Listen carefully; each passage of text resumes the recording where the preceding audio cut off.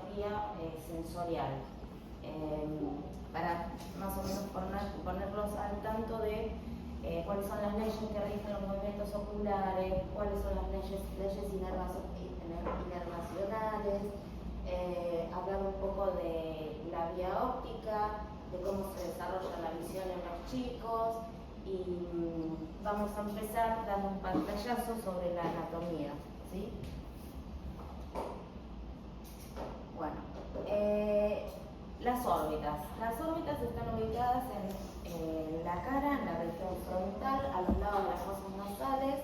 Están por debajo, obviamente, de los huesos del cráneo, en la parte superior de la cara.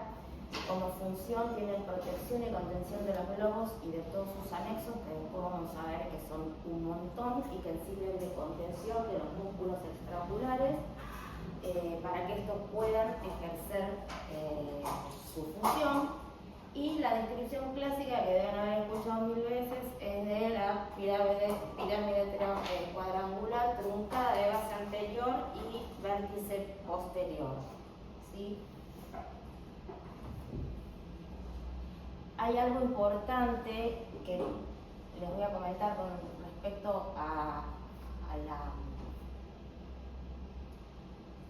la ubicación de las órbitas, porque la ubicación de las órbitas es muy importante en cuanto a que nosotros somos considerados dentro de la escala filogenética los más evolucionados, las especies más evolucionadas, y tenemos las órbitas frontalizadas, o sea, en la cara.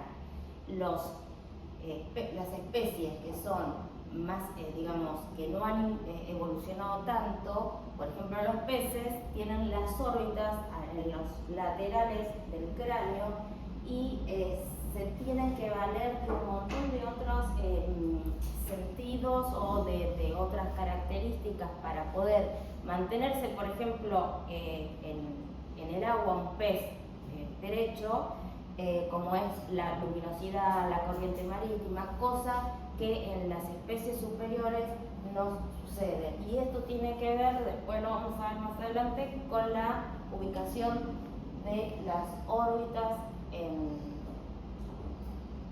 el cráneo. Bueno, esto es una imagen de las órbitas. Dijimos, ¿no?, lo de la base cuadrangular, el vértice es posterior. Van a ver que está formada por un montón de huesos. Vamos a ver ahora cómo se componen las paredes y los elementos que atraviesan cada estructura y las relaciones. Bueno, las paredes mediales pueden ser consideradas paralelas, lo vamos a ver en un gráfico. Son las más delgadas, son las más susceptibles a romperse, miden 2 milímetros. Son tan delgadas que hay descripciones de infecciones que ocurren en las órbitas a través de la migración de gérmenes a través de la pared medial. Las paredes laterales están orientadas hacia afuera y hacia adelante, formando con el plano sagital esto lo vamos a ver en un esquema, un ángulo de 45 grados entre ellas, forman a la vez un ángulo de 90. El eje orbitario se dirige hacia adelante y afuera, formando un ángulo de 45 entre ellos, y en posición primaria de la mirada el eje visual forma con el eje orbitario un ángulo de 22.5 milímetros. ¿Sí? Es esto, todo lo que dije anteriormente. Las paredes laterales de las órbitas, ¿sí?, forman entre ellas un ángulo de 90 grados. Las paredes mediales con las paredes laterales forman un ángulo de 45.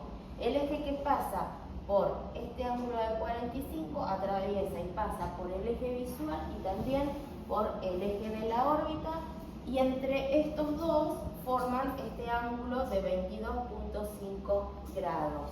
¿Sí?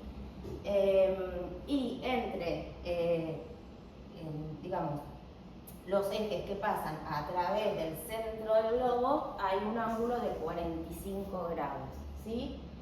Esto es importante porque después, con respecto a las desviaciones oculares, siempre hay que volver, digamos, a repasar este tipo de situaciones, de cuadros, cuando vemos las tomografías, como vemos cómo están los globos oculares en relación a las paredes orbitarias. No es lo mismo tener un ojo hemétrope que mide 23 milímetros a tener un miope que tiene un largo axil de 33 milímetros y que tiene un estrabismo porque está enclavado contra la pared de una órbita.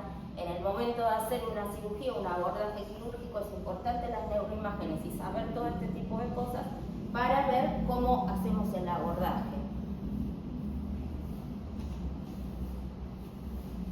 Bueno, la base o reborde orbitario es de forma cuadrangular, los bordes son redondeados, se dirigen hacia adelante, afuera y levemente hacia abajo. Está formada por el frontal, por el malar, por el maxilar superior y por el ungis. Hay un ángulo antero superior que determina el tubérculo de Whitnall, que es donde se insertan los ligamentos palpebrales externos y las expansiones fibrosas del recto externo y del elevador del párpado, ¿sí? Superior, obvio.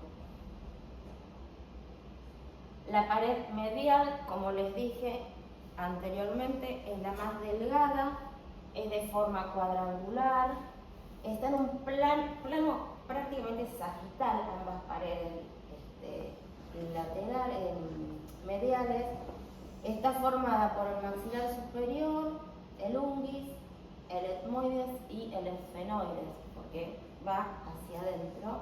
Es la más frágil, tiene mucha relación con los senos etmoidales.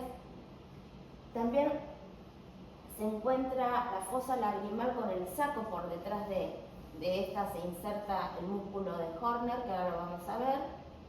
El septum orbitario, que es el que me va a delimitar en el caso de una celulitis, si es una celulitis orbitaria o no, y el ligamento de contención del recto medio.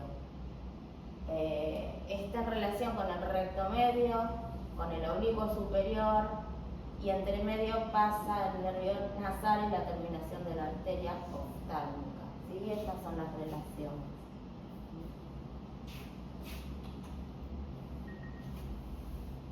Bueno, la pared superior o techo es de forma triangular, es la que está en contacto con las estructuras del sistema nervioso central. Son las que cuando están comprometidas tenemos que ir a investigar y hacer neuroimágenes para saber si hubo alteraciones a nivel del sistema nervioso central, fracturas que involucran el desplazamiento del encéfalo, alguna fístula del líquido cefalorraquídeo, con relación, está, como lo dije antes, con el lóbulo frontal y con el seno frontal, ¿sí?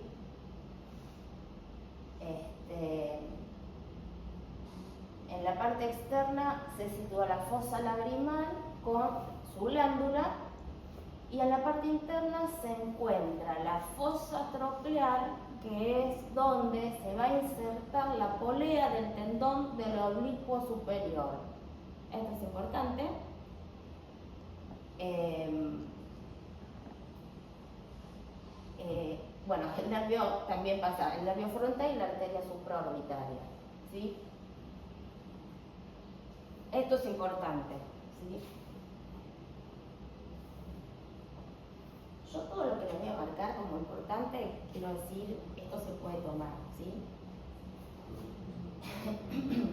Bueno, esta es una foto mala calidad que está,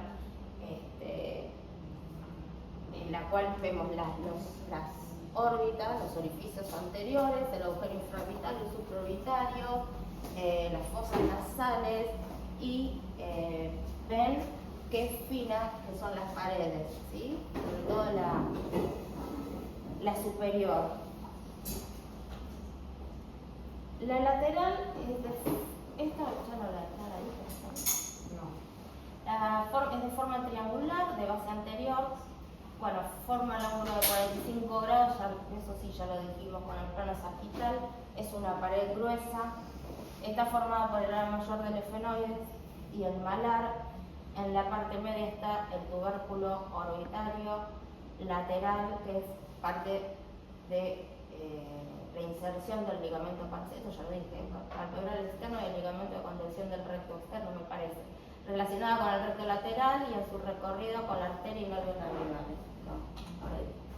Y la pared inferior o piso es de forma triangular asentada sobre el seno maxilar. Esta también es susceptible a muchos traumas y muchas fracturas.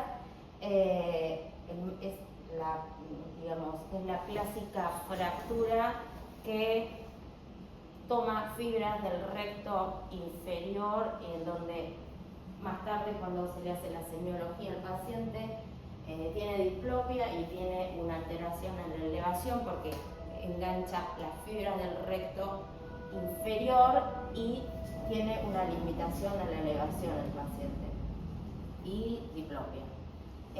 No hacían los niños, que las paredes son muy flexibles, entonces tienden a fracturarse y a volver. Es más, muchas veces le haces la imagen y no encuentras ningún trazo, ni de fractura ni de nada. Son como se parecen más a las fracturas en tallo verde de los niños.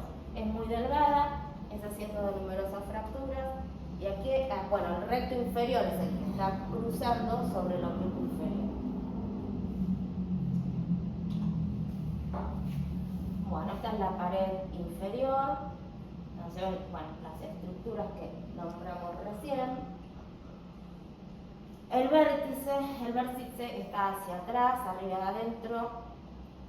Se considera parte del vértice el agujero óptico, que el agujero óptico va a ser la cavidad que va a contactar o conectar con la cavidad endocraneal. ¿Por qué? Porque va a pasar el nervio óptico con sus vainas y va a continuar el nervio, su recorrido endocraneal, quiasma, su ruta, ¿no? Hasta la corteza occipital. Y también la arteria oftálmica. La hendidura efenoidal está limitada por el ala mayor del efenoides y el ala menor, y está dividida en dos partes. ¿Por qué? Por el anillo de Sim. Esta es la estructura que la va a dividir en dos partes. Y también va a estar el tendón, que le va a dar origen a los 4 músculos rectos y al oblicuo superior. El oblicuo inferior directamente se inserta en la cara interna de la órbita. Bueno, y acá está la hendidura efenoidal, el espacio por donde ingresa el nervio con la arteria oftálmica. Bueno, esta división de la parte superior e inferior de la hendidura efenoidal, por la parte superior pasa el cuarto par, la vena oftálmica superior, las ramas frontal, nasal y lagrimal del nervio oftálmico, y por la parte inferior el tercero, el sexto y la oftálmica inferior, ¿sí? ¿Y qué vamos a tener como contenido? Bueno, lo que dijimos antes, ¿no? Los músculos extraoculares, vasos, nervios, la cápsula de Tenon y las poleas de Demer, que este es un concepto, antes decíamos que era nuevo, pero ya hace muchos años que estamos hablando de las poleas de Demer, que es un conjunto de tejido elástico conectivo, fibrina, que generan una red de contención, porque si no, imagínense, los músculos no tienen dónde apoyarse para ejercer el mecanismo de acción. Están sostenidos y contenidos por las poleas de Demer. Es como que le forman un capuchón de sostén por donde el músculo puede mantenerse en posición y puede generar la fuerza de acción.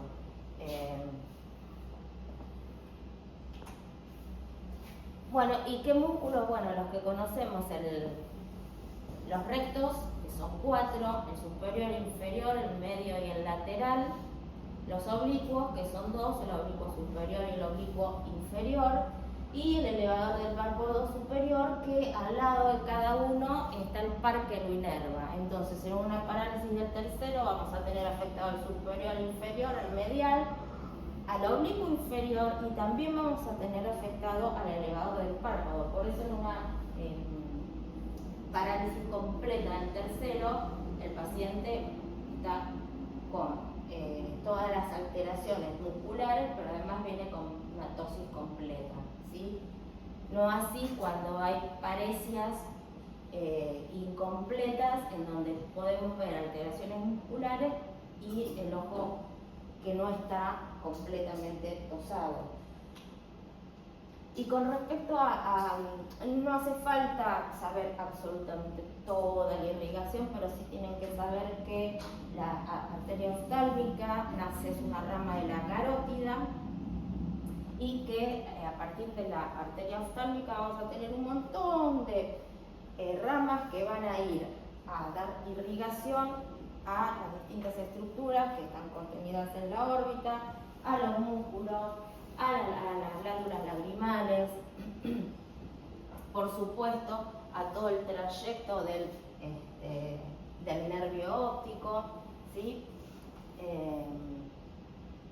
Así que principalmente la oftálmica es una rama directa de la carótida interna, ¿sí? Bueno, y con eso es suficiente. Eso todo de anatomía, ¿sí? ¿Quieren hacer una pregunta o algún repaso? Lo que tienen que saber son adelante, los conceptos muy grandes. Y de todo lo que yo les haría hincapié es en esto, que quizás esto sí no lo vieron en anatomía, los ángulos, todo esto. Y después el resto, los músculos, saberlos quién los inervan, eso sí, porque después van a ver las parálisis y van a ver, qué sé yo, no sé, en una clase van a ver parálisis parecida al tercero, al cuarto, entonces tienen que